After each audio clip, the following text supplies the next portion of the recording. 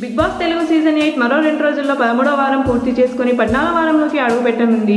మరో 2 వారాల్లో Bigg Boss Telugu season 8 end card పడనుంది. దీంతో ఈ సీజన్ విజేతగా ఎవరు నిలుస్తారనేది ఉత్సాహం నెలకొంది.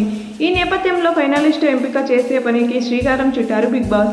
గత కంటెస్టెంట్స్ని హౌస్లోకి పంపించి వారిలో టికెట్ టు ఫినాలే టాస్కులు ఆడిస్తున్నారు. మరి 13వ వారం ఎలిమినేట్ అయ్యేది ఎవరు? సోషల్ మీడియాలో జరుగుతున్న ఓటింగ్లో ఎవరు టాప్లో ఉన్నారు, ఎవరు డేంజర్లో ఉన్నారు చూసినట్టయితే ఈ వారం నబిల్, నిఖిల్, ప్రేరణ, విష్ణుప్రియ, పృథ్వీ, అవినాష్, టేస్టీ తేజ, గౌతమ్ నామినేషన్స్లో ఉన్నారు.